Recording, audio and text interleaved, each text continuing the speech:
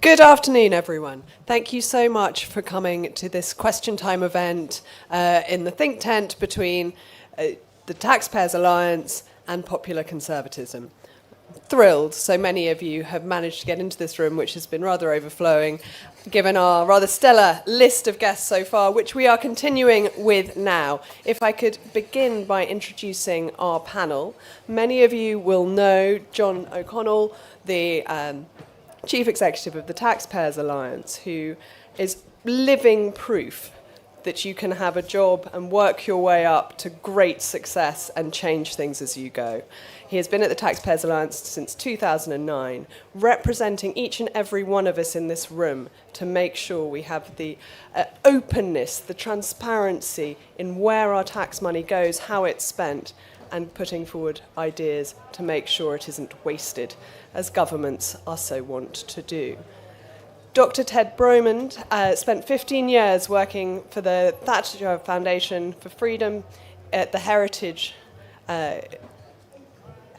Foundation. I'm having a complete blank, in Washington, D.C., and is extremely knowledgeable not only on the principles of freedom, but also Anglo-American relations.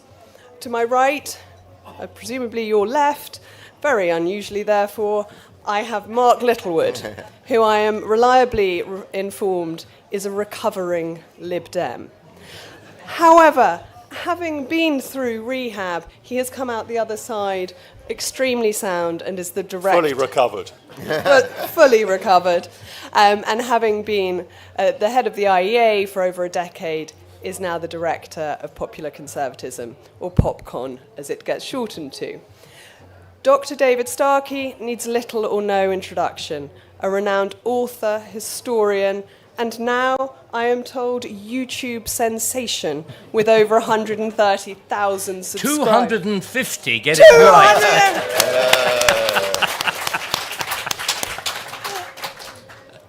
As you can see, we have a great array of talents, and I'm hoping that all of you will start thinking of brilliant questions to probe the future of the principles that all of them are here to defend, to argue for, and to extol amongst not only the people at this conference, but across the country and beyond.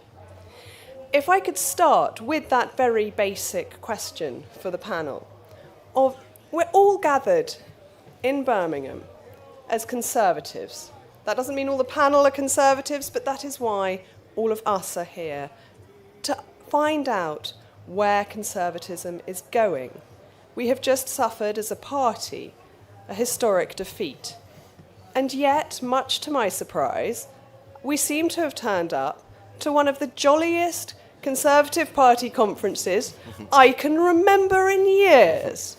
It is quite extraordinary. I have heard from Labour friends, I do have Labour friends, that it was very downbeat and rather sad at Labour Party conference, which is ironic given the enormous majority they'd just won. But that enormous majority was very broad, but very narrow. Their majorities are small, their problems immense within their party and outside of it.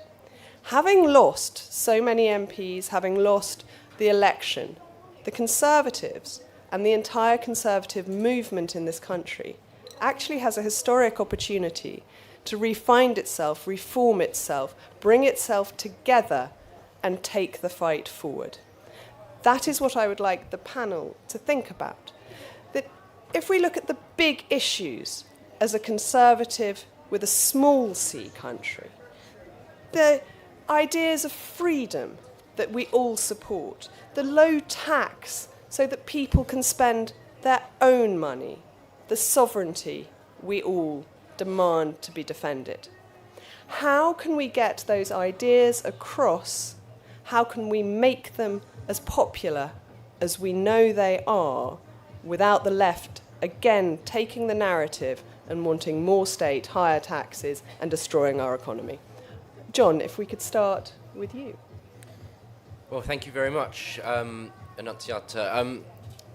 I'll be very pithy on this first remark. I think that if and when a Conservative leader returns to number 10 Downing Street, one thing I'd like to see them do is not just take the bequest of the outgoing administration and start to build new laws on top of that, but to actively go back and repeal lots and lots of bad things that have been put onto the statute books over the course of the last 2 decades.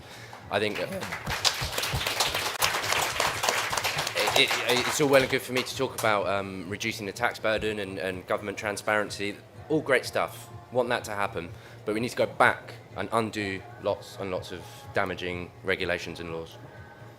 And David Starkey, what are the historic parallels with the ability of governments to actually achieve what John suggested, to undo the ever-increasing legal system, the quangos, the system of government? They're very clear. It was done from 1974 onwards. It's exactly 50 years on. 50 years ago, Keith Joseph, after the shattering defeat of Edward Heath in that general election, recognised exactly what Robert Jenrick did, that the party got it wrong. Fundamentally, the party became a broad church, the so-called Buckskalite of Labour, Lib, Conservatism, in fact, the coalition of the Second World War.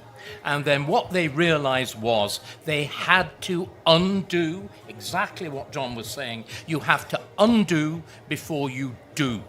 So, in fact, Robert Jenrick got it wrong. We don't want a Great Reform Act. We want a Great Repeal Act, to be followed by a restoration, which reminds us we actually reversed a real revolution in the 17th century.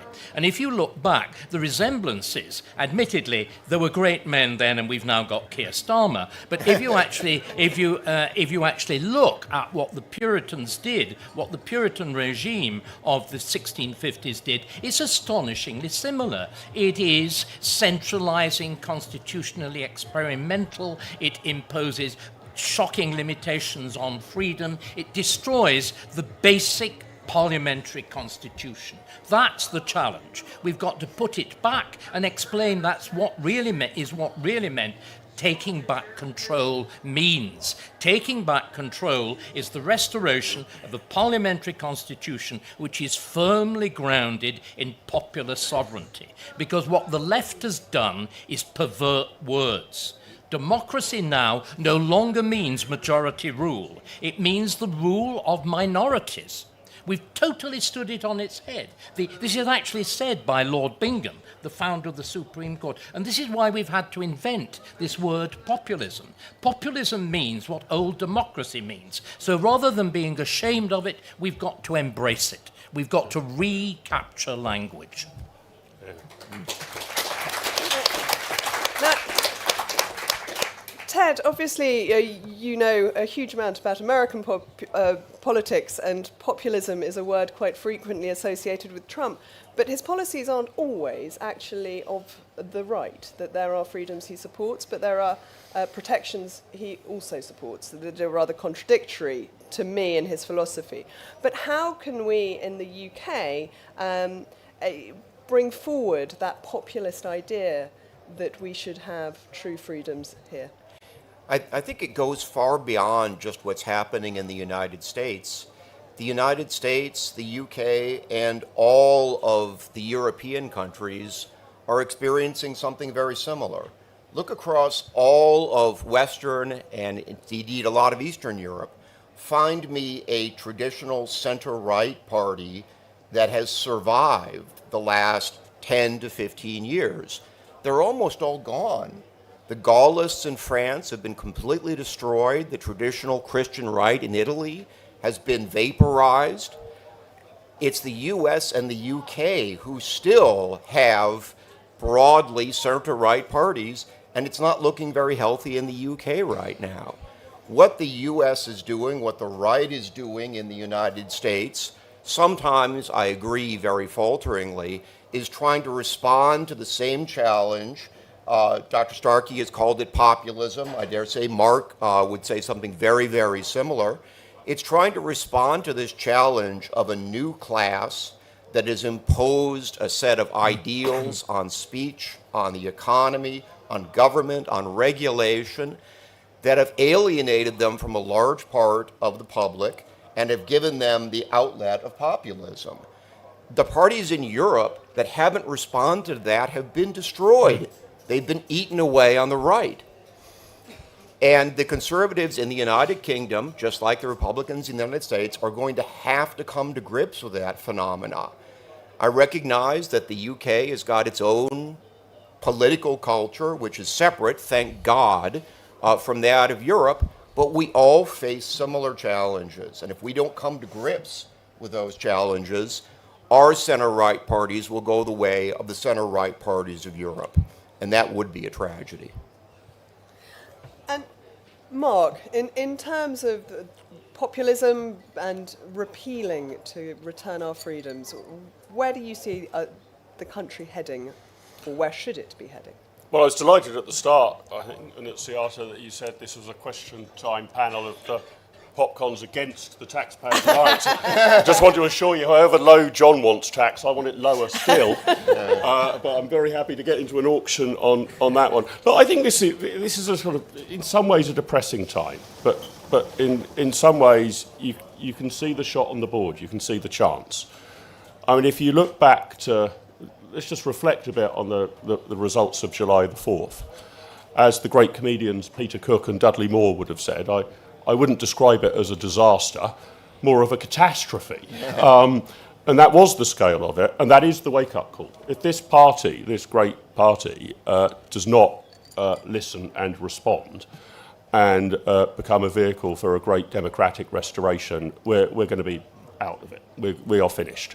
We will slowly, or actually probably quite rapidly, decline. Ted, you were saying about how other long-standing parties in Western Europe are being vaporised. You know, the end could come pretty quickly if we don't get our act together. But there is an opportunity here, because in just a few short weeks we've seen how utterly wretched this government is. And I think it's the mission of the Conservative Party to plant the flag in the ground and be the rallying cry for the rebel alliance against this absolutely monstrous regime, which is going to get worse and worse with each passing month. But it's not enough to oppose. I've got a lot of sympathy for people who switched and voted for Reform. I've got a lot of friends in Reform UK. But the Conservative Party needs to find the prescription. And I think if you were in this session earlier with Robert Jenrick, he was getting towards that. I think David Starkey has basically worked it out. We need to unravel the catastrophic bureaucratic state that has been allowed to grow up and govern our lives without democratic parliamentary accountability. Now, that is a constitutional point that you might think doesn't actually get raised on the doorstep when people are arguing about traffic calming measures or the rest of it. But my sense is that the British people already, and it will increasingly be the case, are thinking in terms of drain the swamp, Westminster doesn't listen, I feel wholly disempowered. And if we become the party that offers a full democratic restoration, I think we can win the next election in one fell swoop. That leads me on, Mark. I very much agree with you. I think there is an opportunity. But we are, whether we like it or not, facing 5 years of hard labour. Their majority is too large, despite the fact they seem to be thoroughly enjoying falling out with each other in every direction possible except for to the right. We can't get rid of them. There is no mechanism for us to decide enough is enough. But what can we do to prepare during the next 5 years to make sure not only can we win the next election, but we can make our country great again once it's out of socialist hands? Perhaps, Ted, you could start. I think Britain's great already. I'm more worried about making the Conservative Party great again than I am with making Britain great again. But I would start with something that John has said. Governing is really hard. I mean, no wonder the Labour conference this year was a little bit depressed. Being in government is really difficult. It means having to make decisions. Unfortunately, sometimes it does mean compromises. It means you don't always get everything you want. That's sometimes very depressing. if I had to make one criticism of the Conservative governments since 2010 in the United Kingdom, is that there was far too little attention devoted to the hard work of actually governing, of making difficult choices and pushing them through in legislation. And I don't just blame the ministers for that. I blame backbench MPs as well. I blame the unwillingness to come to grips with the civil service. I blame the fear of taking measures that would be unpopular now, never mind the long-term results that might bear fruit by the time of the next election. So I think the most important thing is, yes, and we need to talk about ideas, that's important, but I think there's probably a pretty broad agreement, at least in this room and in the Conservative Party as a whole, vastly reduced as it is, about the general ideas that we're in favor of. We need to raise up a group of people as candidates, as CCHQ workers, as canvassers and local party and local councils who not just believe in these ideas, but are willing to do the hard work to put them into practice. That's difficult, but that's the job of a party in opposition, to prepare not just for government intellectually, but prepare for the hard work of actually governing. Just two quick points from me. Mark, you mentioned the sort of the mundane, the everyday, the potholes in the road, the traffic outside someone's house. I think the trick over the next 5 years is to explain to people why that is a consequence of the bureaucratic state. You know, we can talk in the abstract about the bureaucratic state and unpicking it and all the rest of it, but what does it actually mean to somebody? And I think the Canadians are doing that really well at the moment, hence the large amount of support they have for that and other reasons. And the other thing is talking about trade-offs. I hear lots of talk at these kinds of conferences about, oh, you know, we need to have these honest conversations. Then the minute we have honest conversations, everybody gets scared of the sort of what happens on Twitter and all this kind of thing. I think we need to be a bit bolder and have a bit of spine when we do have these conversations and not freak out every time somebody has a different idea. Dr. Starkey. Well, I think I'm really looking forward to this next 5 years. I think it's going to be wonderful for conservatism. But what we've got to do, we've got to explain to everybody that this terrible blob we've spoken about, the civil service, the judiciary, the universities, the quangos, it's got a single representative, and it's called the Labour Party. The Labour Party owns this mess. The Labour Party created this mess. The Labour Party cannot correct this mess. Our job is to pin every single disaster on them. And the disasters, ladies and gentlemen, will be legion. It'll be horrible for the country. From our point of view, it will be absolutely excellent. But we've got to explain. We've got to show what's gone wrong and why we should be saying now, I'm a historian, but I believe at this moment you can prophesy. This government is going to fail. It is going to fail resoundingly and crashingly, and these are the reasons why. You created the mess. You represent the mess. You benefit from the mess, and you cannot change it. We can. Yeah. Simple as that. I'm trying to share David's enthusiasm. I think I have it a bit, but it reminds me... It's going to be terrible. Yeah, it is going to be terrible. I mean, it reminds me a bit of my tenure at the IA when I worked out after a few years that the worse things got for Britain, the better they got for the Institute of Economic Affairs. And it sort of feels a bit the same now. The more socialism we get now, probably the greater the revival of conservatism will be.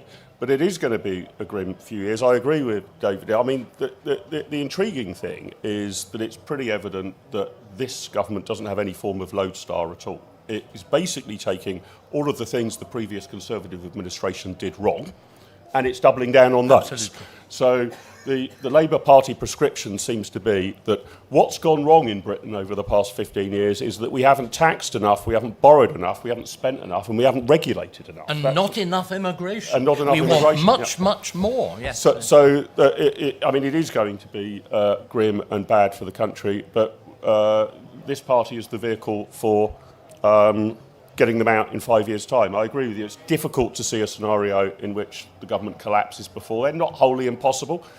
We just need another 95 Rosie Duffields, and we'll be there on a no confidence vote. The government might collapse, but we're probably in for a 5-year stint, I fear. But we've got to be absolutely ready and able. And the Canadian Conservatives are a great example here. The Canadian Conservative Party aren't just ahead. They are ahead in every demographic and age cohort in Canada. And that's what we need to aspire to as well. There's a huge amount of work to be done in different cohorts. I was speaking at an event yesterday on young people on the right. Does anybody want to hazard a guess on the proportion of the vote that we would have got amongst 16 and 17-year-olds, not eligible to vote, but this was 2 days before the last election? How many 16 and 17-year-olds said they would vote Conservative? I know it's 2%. 5%. It was actually 5%. Amongst 16 and 17-year-old boys, we were on 11%. Amongst 16 and 17-year-old girls, we were on 0%. So we're going to have to do rather better than double that score, right? Because that won't be any progress at all. So there's a huge task to be done. It needs to be done methodically, but it's not ours to lose. But I think things will become so bad so fast that a compelling conservative vision, unalloyed conservatism, not running on some mishmash social democratic ticket that we, I think, did in last time round, there's every chance of it winning. And you know what? If it doesn't, I'd at least like to think that we go down fighting for something we actually believe in, rather than running on some middle-of-the-road platform of we'll just make sure decline doesn't happen as rapidly as the other lot. We've got to make this into a clear ideological fight.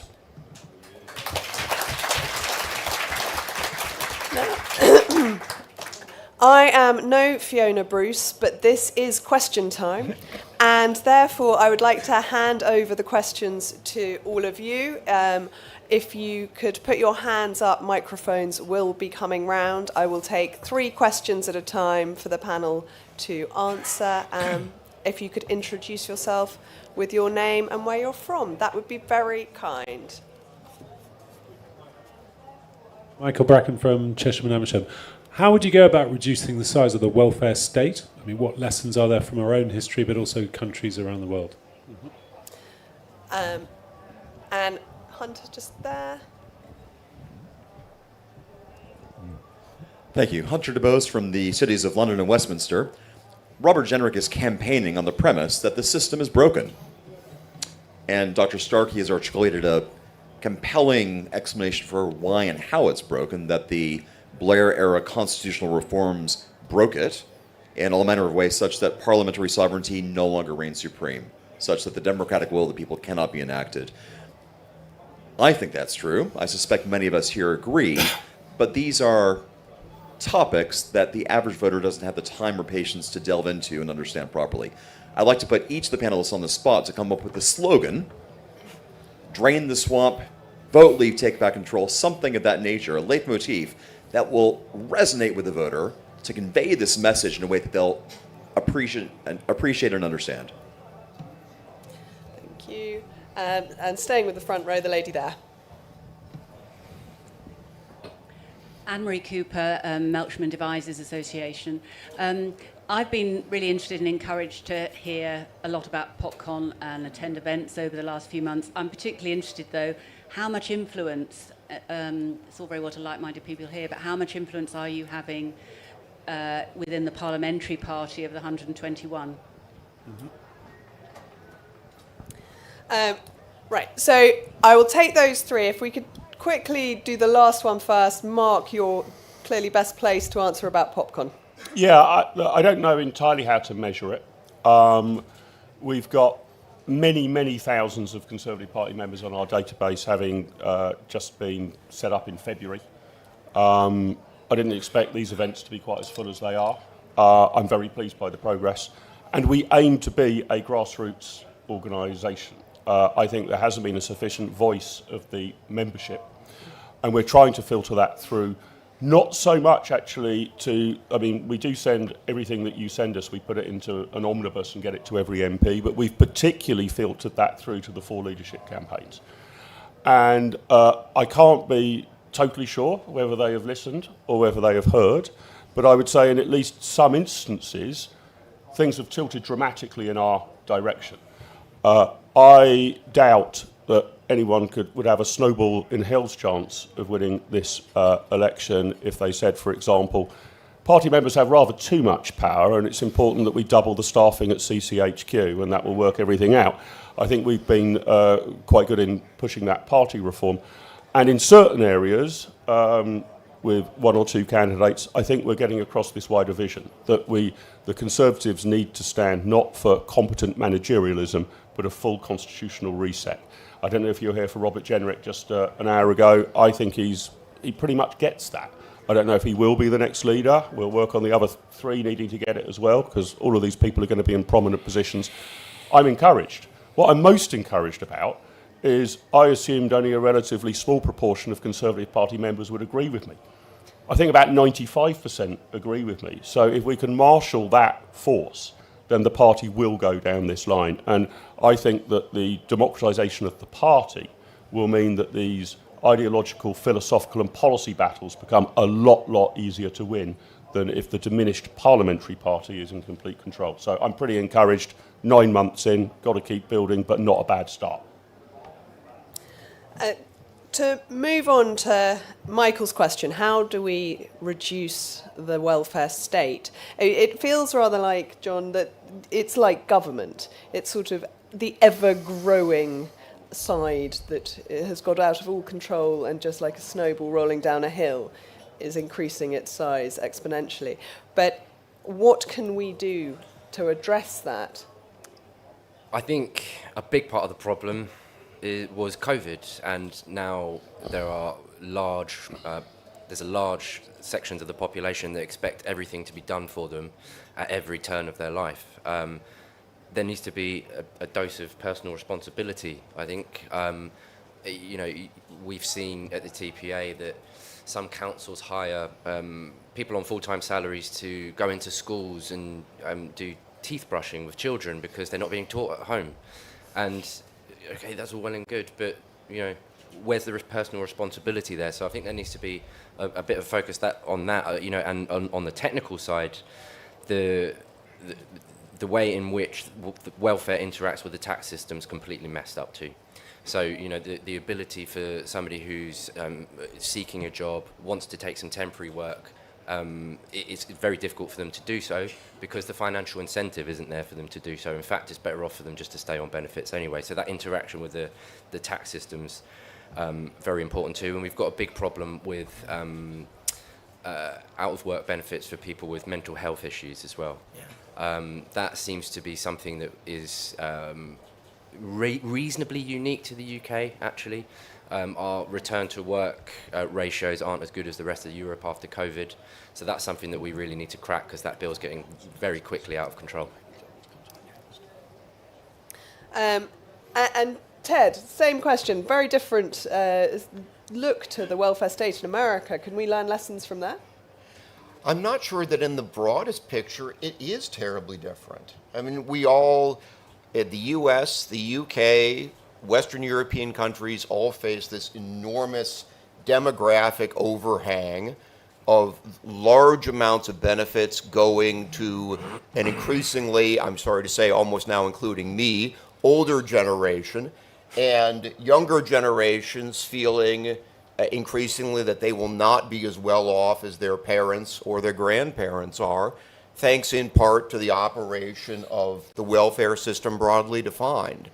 A lot of the appeal of this current Labour government, I think, to the younger generation consists of an argument about intergenerational fairness.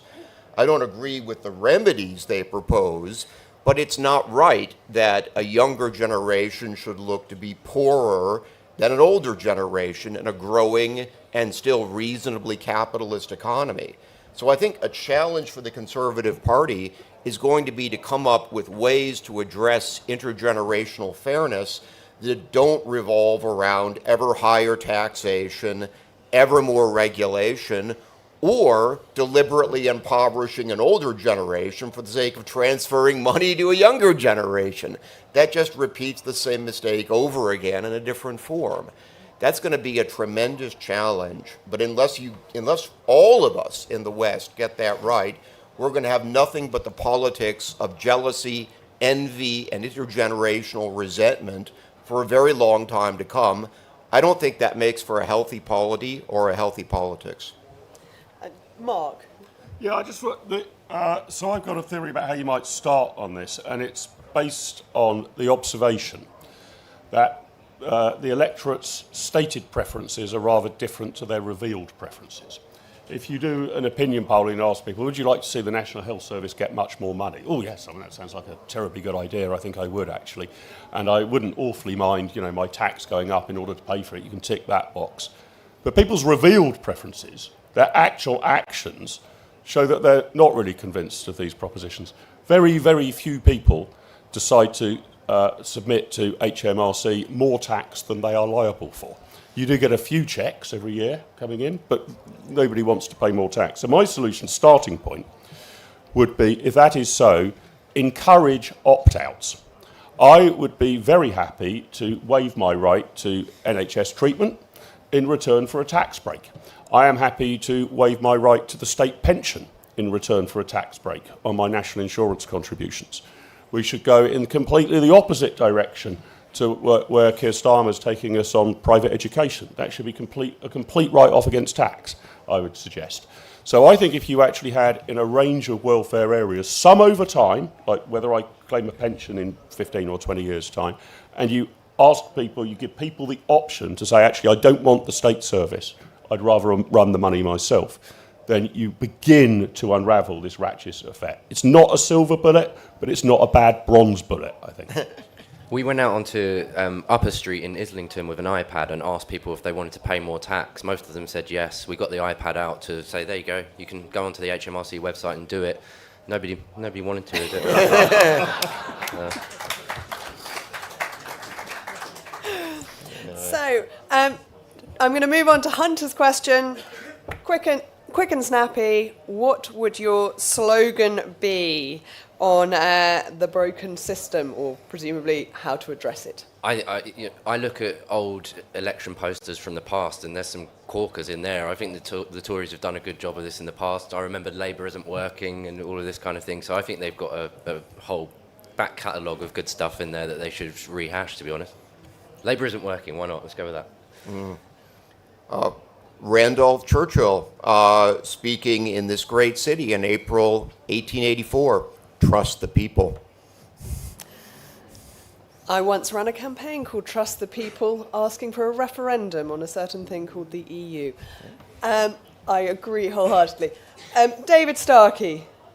I think that's very good. I've been toying with, again, going back to the riots. The constant slogan was, we want our country back. There's an extraordinary sense of loss. There's an instinctive sense that things have gone wrong and that they've been taken away. We've again, this is not a slogan, so I'm turning the question round.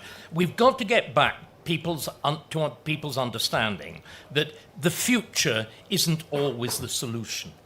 That, in other words, that there is a wisdom. We as Conservatives should be much more confident about talking about earlier solutions. I mean, the Victorians solved so many of these problems. They had no notion of universality. Welfare was the exception, not the rule. We've got to go back to that. We've got to introduce, I'm afraid, the carrot as well as the stick. The Victorians had the absolute principle of less eligibility. That is to say that nobody on welfare received any more than the absolute minimum livable wage. And the reason why we will have to do these harsh things is compassion. Every time I hear the word compassion, I want to reach my revolver. It's the word of easy times. It's the word of too much money. It's the word of no necessity for choice. Those times are over. And the fact is going to become clearer and clearer that they're over. So once again, the fact that we're heading for the nastiest of crashes, in which, as Ted was saying, we're going to see not simply an intergenerational war, we're going to see a deliberate war targeted against the so-called rich. The lines of it are entirely clear as they stand at the moment. People will pull back, I hope. They will recoil. We have to be there to offer something better, and something better than reform, because reform is as dangerously, this is where we've got to say this, is as dangerously unrooted on the right as the Labour Party is on the left. And there's a real danger of what we've been able to avoid in Britain, wonderfully, for the last 300 years, of genuine, nasty revolution. And I'm sorry, I'm choosing these words carefully. We've got to be in the middle, as we always have been. We've got to say that there are better ways of doing things. We've got to be confident of that British way that so many people correctly feel has been lost, has been damaged. Yeah, I mean, I agree with all of that. I mean, to David's point on the Victorian attitude to welfare, you don't even need to go back that far. I encourage you to read the Beveridge Report. Exactly. You know, a totemic document for the kind of progressive left, in which Beveridge says welfare should be provided at subsistence levels for a temporary period of time. That's right. Well, we have definitely veered a long way away from the founding principles of the welfare state. On the slogan, look, Hunter, I don't know, I'd like to think I'm mildly articulate and occasionally can be slightly erudite, but I'm no good at slogans at all, and I'll prove that to you by a lengthy discussion I had about, well, you know, in America they talk about drain the swamp. What's the best we could come up with for a British audience? And the best we could come up with as the British equivalent was empty the bog. And I'm not totally sure that works.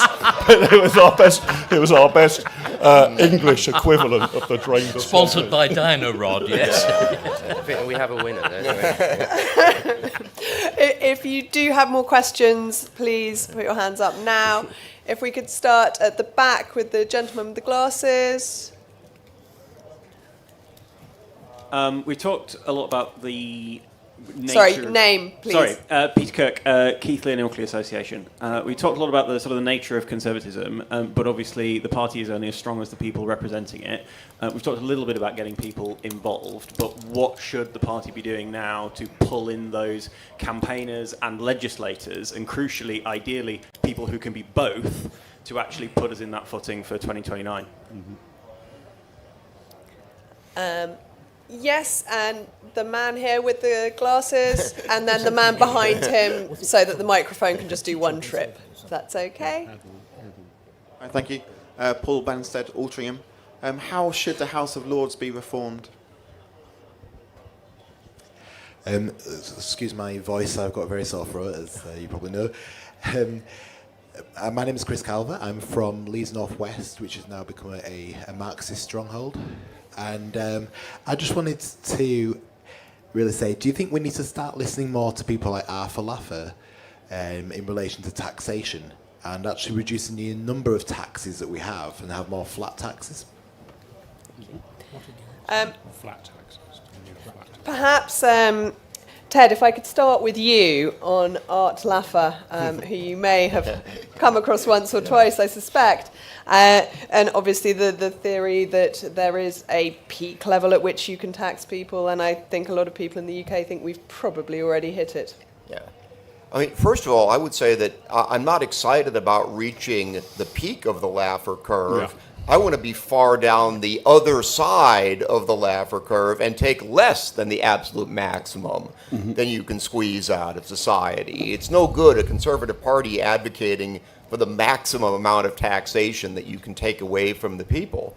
But broadly speaking, yeah, I mean, this is a sort of a bit of economic common sense. Unless Labour, and maybe I shouldn't say this, I'll give them ideas, unless Labour plans to introduce exchange controls and prevent people from moving money out of the United Kingdom, the UK is already taxing at a rate, thanks to a Conservative government, that is unparalleled even from the era of Clement Attlee.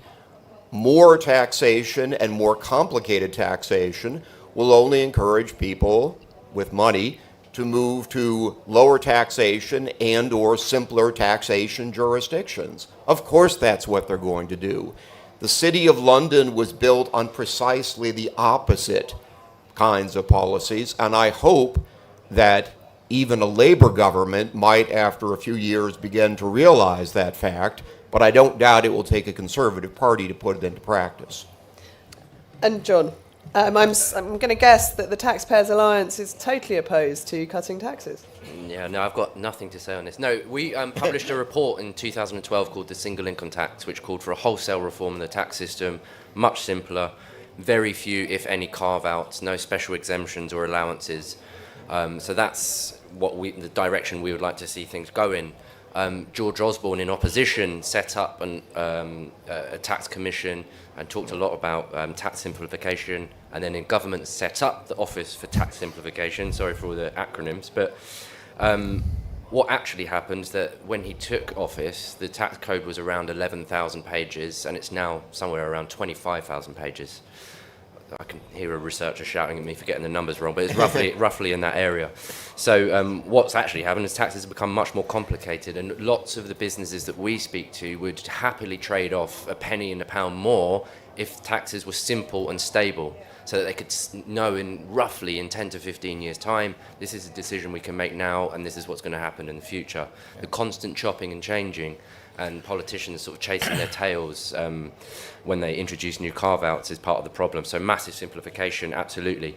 The final point I'd make on taxes, is that there seems to be an SW1, whatever you want to call it, consensus that, you know, we've got to spend this much money. We've just got to find a way to pay for it. But nobody's asking that first question of why are we spending so much money to start with? Why aren't we taking a bit more of an axe to the state? So I don't think you can really talk about tax without going back and addressing that first question on spending, because otherwise we're going to end up with the fiddles, and you see it with the government now.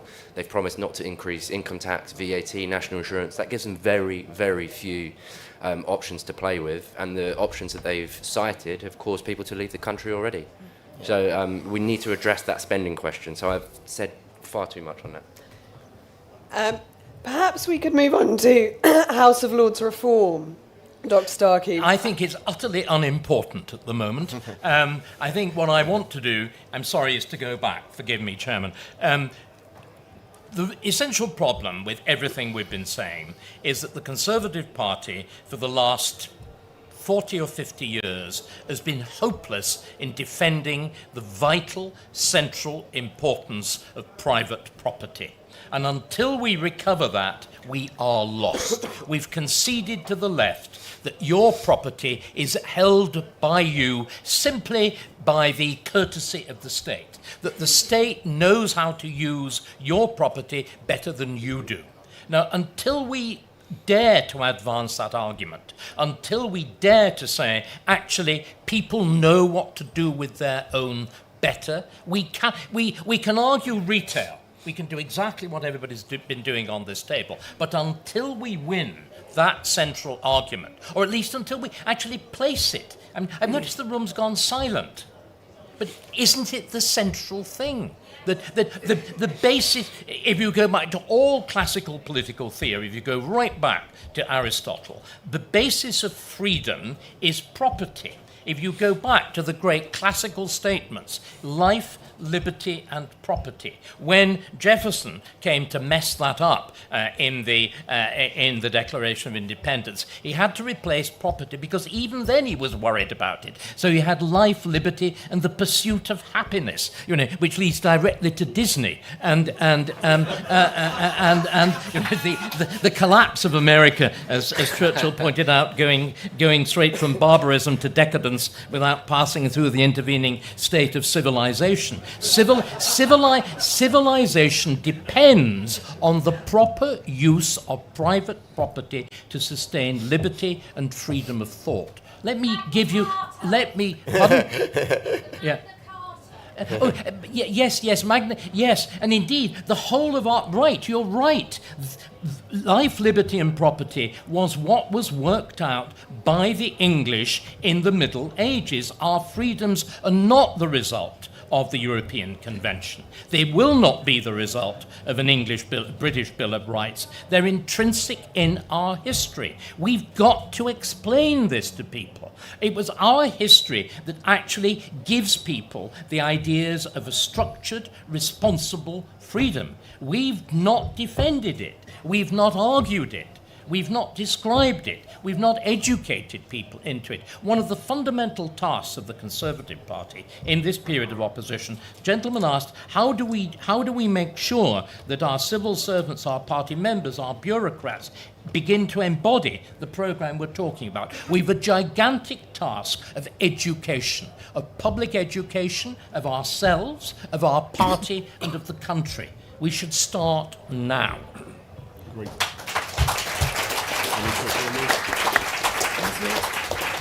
A few very quick thoughts. Chris's point on flat taxes, or at least I would say let's simplify taxes. I mean, very often and rightly we talk about the total tax burden, but the sheer complexity of the tax code is a disaster because it undermines any faith in the system. There are so many loopholes that everybody assumes everybody is on the make and has found a way around it, and that's a complete disaster. So I think, and I mean, the single income tax report, if you haven't read it, from the TPA is well worth reading. Brilliant in-depth investigation of it.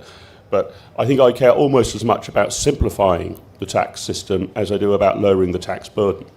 It's vital to be done. Peter's point on the sort of, how do we get these people ready? Well, here are some numbers to conjure with, and I'm encouraged that I don't think this will be done by some CCHQ A-list. But, of course, the parliamentary party tends to break down into cohorts of when they were first elected. So, there's a class of 2010 and a class of 2005. And interestingly, in the Conservative Parliamentary Party, the biggest cohort is the class of 2024. More new Conservative MPs were elected in 2024 than have survived from, there's I think 21 or so of them. If we were to be hugely optimistic, vast amounts of work needs to be done. But let's imagine a world in 5 years' time where we're on the cusp of forming a majority government. This would imply that we're going to make 200, certainly maybe 250 gains in a general election. Who those 250 people are is of monumental importance, because if you can imagine an incoming regime with 250 freshmen, that will be 2/3 of the parliamentary party were we to win the next election. And I don't think there's a centralised way of doing it. I don't want there to be, but there is a duty on all of us to find, identify and support who those 250 people might be, because they will actually be the backbone of the next government, not so much the leader we elect at the moment. On House of Lords reform, I think there was a golden opportunity a year or so ago to pull this off by putting me in the House of Lords. But having missed that once-in-a-lifetime opportunity, I just think the institution's pretty bust now. I hate to dash everyone's hopes, but I remember talking to a Treasury Minister when George Osborne was in number 11 and asked about tax simplification, and the response was, my civil servants tell me it's frightfully complicated to simplify. They're fights we need to keep having, and I know everyone here will be. Well, the other great, it's a job for life. Well, it should have been, wasn't it? The Office for Tax Simplification. I don't know if you've just seen the government has just set up the Office for Value for Money in government.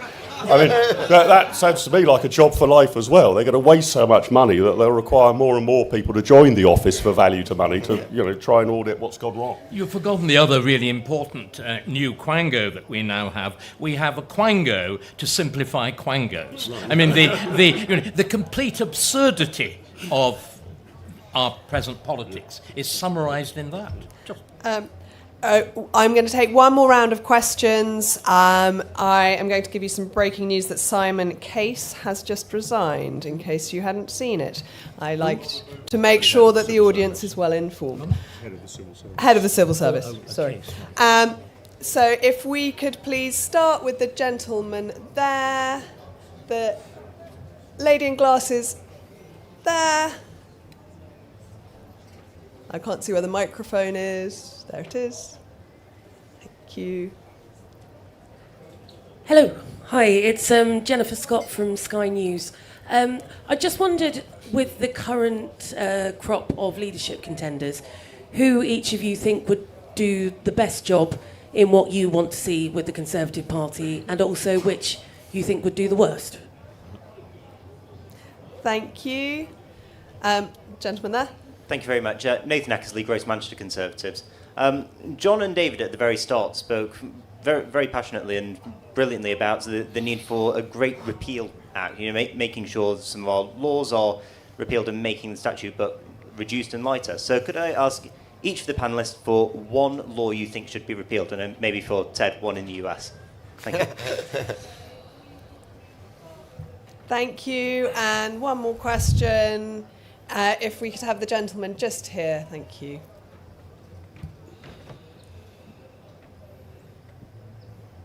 Hi, thanks.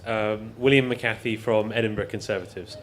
A lot of the old foundational principles of Britain's constitution grew up in an almost unrecognisable time in terms of economics and demographics. I mean, the principle of parliamentary sovereignty came about before we even had industrial society.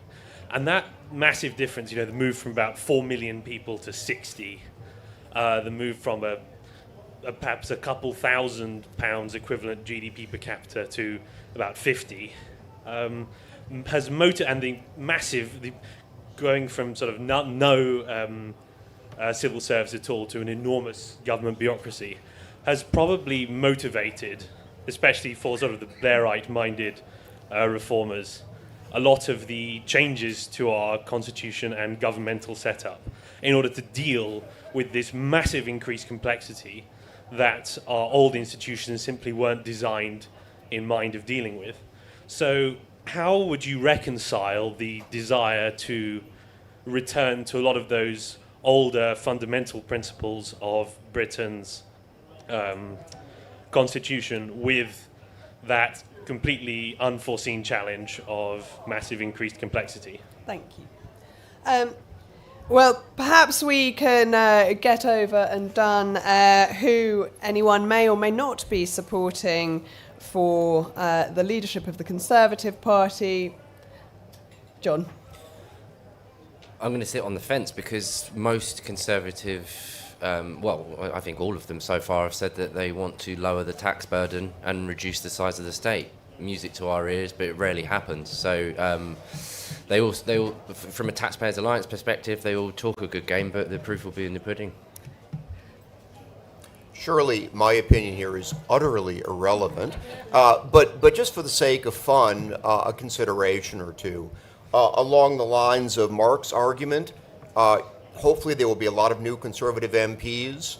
In practice, it is going to be CCHQ that is going to spend a lot of time picking which prospective MP is put on the candidates list and which prospective MP gets what constituency. So the next leader of the Conservative Party, in addition to having sound views on tax and a number of other things, should be committed to a thoroughgoing reform of CCHQ. That candidate would have my support if I had any support to give, which I don't. David Starkey. Robert Jenrick. Nothing else to be said. Mark Littlewood. Yeah, I've pondered this a bit. I think Robert's campaign has been the best of those so far, certainly from getting the sort of argument that David's been putting forth eloquently and I've been putting forward rather less eloquently. I've been impressed by that. But I've decided not to really think about this until we're down to the final two. It's a kind of moot point, so I don't really know what the option would be. And I don't really want to sort of attach myself to a campaign or to someone who can't even technically win. I get enough of that by being a season ticket holder at Southampton Football Club. But I don't need to actually do that in the Conservative leadership race. So I'll wait till there's the final two. One law to be repealed, the Town and Country Planning Act 1947. Repeal it. Yep. I'll go for Equality Act 2010. Yeah. David? Can I shift to our historic constitution. Yep. The point about a historic constitution, ours, is it's unique. In other words, it dealt with modernity. You're quite wrong. We were the only country that was able to broaden the franchise without revolution. Right from the beginning, there was that idea that Parliament binds because everybody is represented there. So when the Chartists wanted representation for the working man, when the skilled working man at the end of the 19th century created his trade unions, when women wanted the vote, they didn't want to tear down Parliament. They wanted a seat in it. The definition of a classic, and I think our constitution is fundamentally a classic, is that it's an old text that always has something new to say. And it seems to me that everything that we've seen from Blairism demonstrates that this attempt to cope with novelty as being catastrophic. Totally catastrophic. It was presented as a bold, history is on our side, we step into the future. It embraced every decaying piece of nonsense, from Fukuyama to thinking the United Nations is wonderful. If you want an absolutely reliable index to all failure of thought, listen to a speech by David Lammy. And the entire Labour Party is a codification of intellectual failure.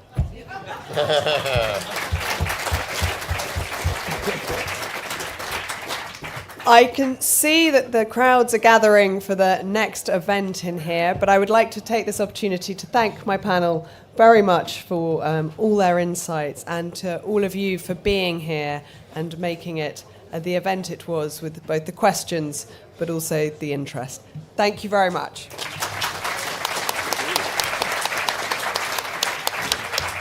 We're beginning to